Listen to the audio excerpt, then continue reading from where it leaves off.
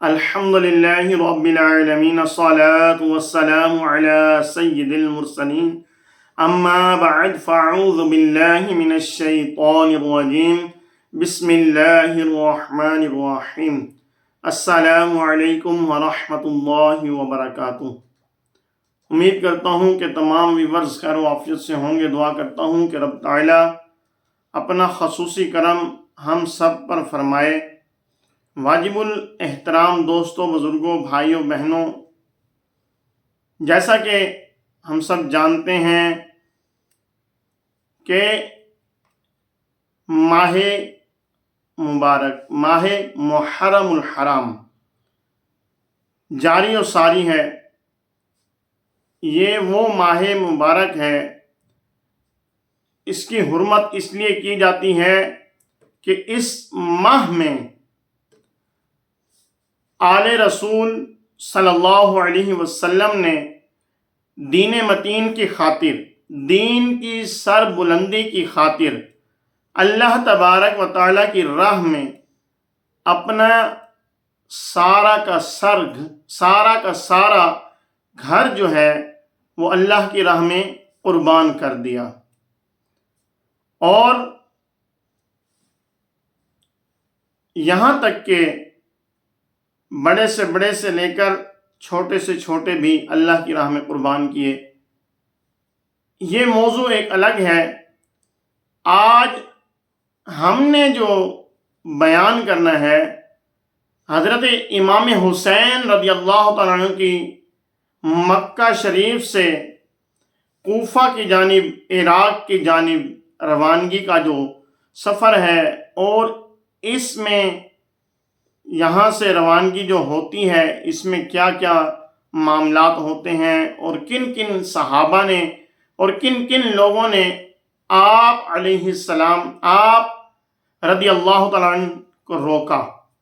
اور اس کے باوجود آپ نے سفر کیوں اختیار کیا۔ انشاءاللہ اس پر آج کچھ روشنی ڈالیں گے۔ آج 4 محرم الحرام ہو چکی ہے، لیکن یہ جو واقعہ ہوا، امام مسلم بن عقیل رضی اللہ تعالیٰ عنہ جب شہید ہوئے وہ 3 تاریخ تھی، اور 3 تاریخ کو ہی ادھر سے یعنی کہ مکہ سے حضرت امام حسین رضی اللہ تعالیٰ نے اپنے تمام گھر والوں کو لے کر سفر اختیار کیا۔ اب جب آپ مکہ مکرمہ سے جانے لگے، آپ کی تیاری مکمل ہوئی، تمام بچے، تمام فیملی ممبران، تمام بھائی اور بھتیجے آپ کے اور بھائی وہ بھی تمام ساتھ ہو لیے، تو آپ کا مکمل گھرانہ جو ہے اب وہ سفر کے لیے فل تیار تھا۔ تو اب حضرت عبداللہ بن عباس، حضرت جابر، حضرت ابو سعید خدری رضی اللہ عنہ اور دیگر صحابہ نے آپ کو روانگی تک مکہ شہر میں آپ لوگوں نے مکمل کوشش کی کہ آپ اس طرف سفر اختیار نہ کریں، کیونکہ کوفی جو ہیں وہ اپنی زبان سے مکر جاتے ہیں، وہ اپنے وعدے پر پابند نہیں رہتے، اور وہ لوگ وفا کرنے والوں میں سے نہیں ہیں۔ لیکن حضرت امام حسین رضی اللہ تعالیٰ عنہ، اب آپ کا ذوق اور شوق اور آپ کا جو دل اس طرف کھینچا جا رہا تھا، کیونکہ آپ کی شہادت کا وقت قریب آ چکا تھا، اور آپ کا دل ادھر جانا تھا، آپ نے سفر اس طرف اختیار کرنا تھا۔ آپ نے ان اصحاب کی کوئی بات نہ مانی اور آپ نے سفر اختیار کیا۔ اب سفر اختیار کرنے کی ایک وجہ، ظاہری جو وجوہات ہیں، جو باطنی ہے، جو اللہ تبارک و تعالیٰ کی طرف سے جو حکمت تھی وہ تو ایک الگ بات ہے، لیکن ظاہری وجوہات جو تھیں وہ یہ تھیں کہ ایک تو کوفیوں کے اتنے خط کہ بوریاں بھر گئیں آپ کے پاس پہنچے، اس کے علاوہ قاصد آئے، آ کر پیغام دیتے کہ کوفی جو ہیں سارا دن جو ہے وہ روڈ پر، یعنی کہ راستے میں، جو راستہ مکہ شریف سے حجاز سے کوفہ کی طرف جاتا ہے، اس راستے میں آ کر بیٹھتے ہیں صبح سے لے کر شام تک، اور جب شام ہوتی ہے، سورج ڈھلتا ہے، تو یہ لوگ مایوس ہو کر اپنے اپنے گھروں کی طرف لوٹ جاتے ہیں۔ یعنی کہ اتنی محبت حضرت امام حسین رضی اللہ عنہ سے، اتنی محبت کا اظہار کیا گیا۔ تو اب آپ کے پاس کوئی وجہ نہیں بنتی تھی، ادھر سے حضرت مسلم بن عقیل رضی اللہ عنہ کا خط بھی آ چکا تھا، اور اس خط میں یہ سارا لکھا جا چکا تھا۔ آپ نے پڑھا کہ کوفیوں نے حضرت امام مسلم بن عقیل رضی اللہ عنہ کا بہت ہی پرجوش استقبال کیا، اور اس کے ساتھ ساتھ آپ کے ہاتھ پر کم و بیش تقریباً 12,000 لوگوں نے بیعت کر لی، اور اس کے علاوہ کافی لوگ محبت کا اظہار کر رہے تھے۔ تو آپ نے جب یہ خط پڑھا تو پھر اب کوئی وجہ نہیں بنتی تھی رکنے کی۔ بہرحال حضرت امام حسین رضی اللہ عنہ نے اپنا سفر اختیار کیا۔ اب سفر جاری ہے، راستے میں ایک صحابی ملتے ہیں، انہوں نے بڑی محنت کی، بڑی کوشش کی کہ آپ اس طرف سفر اختیار نہ کریں، لیکن آپ رضی اللہ عنہ نے ان کی بات بھی نہ مانی اور سفر آگے جاری رکھا۔ آخر کار کوفہ سے کچھ پہلے آپ تک اطلاع پہنچ گئی کہ حضرت مسلم بن عقیل رضی اللہ تعالیٰ عنہ کو شہید کر دیا گیا ہے، آپ کے دونوں بیٹوں کو، آپ کے دونوں شہزادوں کو شہید کر دیا گیا ہے، اور کوفہ والوں نے وفا واقع ہی نہیں کی، وہ بے وفائی پر اتر آئے ہیں، اور وہ اپنی بات پر قائم نہیں رہے۔ اب قافلہ رکتا ہے، مشورہ ہوتا ہے۔ اب مشورے میں کیا طے پایا جاتا ہے کہ سفر آگے کی طرف اختیار کیا جائے۔ یہاں تک کہ کوفہ کے قریب پہنچنے والے ہوتے ہیں، اب جو ہے راستے میں حر اور اس کے ساتھ کم و بیش 1,000 کا لشکر ابن زیاد نے بھیجا۔ وہ آیا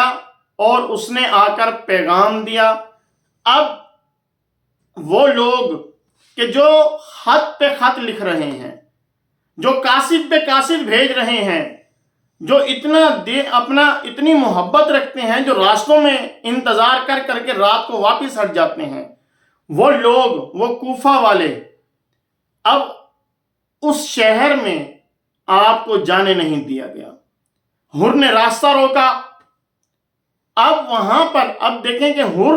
یہ کہتا ہے کہ میں آپ کا ادب و احترام کرتا ہوں، میں آپ کی عزت کرتا ہوں، حر ہوں، ابن زیاد حکم پر۔ اب کیا ہوتا ہے، حسین رضی اللہ عنہ وہاں پر ظہر کی نماز وہاں پر پڑھی، اور اس کا جو اصل جن کے پاس تلواریں تھیں، نیزے تھے، جنگ کا سامان موجود تھا، تمام لوگوں نے اس پورے لشکر حسین رضی اللہ عنہ کے پیچھے نماز پڑھی، عصر کی نماز پڑھی۔ اب جو لوگ بلا رہے ہیں، شہر میں داخل بھی نہیں ہونے دے رہے اور واپسی بھی نہیں، اب وہاں سے اور راستہ لیا جاتا ہے، یہاں تک کہ ایک کھلا بڑا میدان آ جاتا ہے۔ آپ وہاں پہنچتے ہیں، جب بارے میں معلوم چلتا ہے کہ یہ کربلا کا میدان، کربلا کہا جاتا ہے۔ اب اس بارے میں حضرت امام حسین رضی اللہ عنہ، اور کیونکہ آقا صلی اللہ علیہ وسلم ہو چکی تھی، خواب میں آقا صلی اللہ علیہ وسلم نے دعا پڑھی، آپ نے دعا دی، معاملات ہو چکے تھے، اور حضرت امام حسین تھے کہ میں نے کربلا کے میدان میں شہید ہونا ہے، اپنے نانا کے دین کی سربلندی کی خاطر میں نے اپنے جان ہے۔ جب پتہ کا میدان تو پھر آپ کافی وہاں پہنچ جاتے ہیں کہ اب میرا جو ہے یہ ہے کہ یہ وقت اور یہ جو یہ میری شہادت کے ہیں۔ آپ وہاں پر پہنچتے، اب یہ دیکھیں کہ میدان کربلا میں بھی اب کھلے آسمان کے نیچے آپ لوگوں نے وہاں پر اپنے وہاں پر بیٹھے، خیمے نہیں لگائے، کیونکہ اب چلے تھے مکہ سے، آپ لوگوں نے جنگ کا سامان تو لیا نہیں تھا، کیونکہ معلوم یہ تھا کوفیوں کا جو انداز تھا اتنا محبت بھرا، معلوم ہی نہیں ہوتا تھا کہ جنگ ہوگی یا کوفی جو ہیں وہ بے وفائی کریں گے یا وہ اپنی، تو آپ نے اپنے ساتھ بچے بھی ساتھ میں تھے، تو آپ لوگوں نے وہاں پر پڑاؤ کیا۔ اب یہ جو سفر تھا یہ سارا، اس میں اب یہ دیکھیں کہ حضرت امام حسین رضی اللہ عنہ وہاں سے چلے، کوفیوں کی خاطر آئے۔ اب کوفیوں نے بے وفائی کی اور آپ کے بجائے آپ کربلا کے میدان۔ اب اس سے آگے کا جو ہے انشاءاللہ عز و جل جو مزید اس پر گفتگو ہوگی، یہ کو آگے جو مزید بڑھے گا انشاءاللہ ہماری اگلی ویڈیو میں یہ آئے گا، اور انشاءاللہ کہ حضرت امام حسین اور ابن کیا کیا خاص، کیا کیا قاصد ہے، اور گھر کو کیسے جو ہے اس لشکر کا جس کا وہ سپہ سالار تھا وہاں سے دوسرا سپہ سالار بھیجا، اور وہ کس لیے، مزید گفتگو ہوگی۔ دعا ہے کہ رب تعالیٰ یاد رکھنے اس پر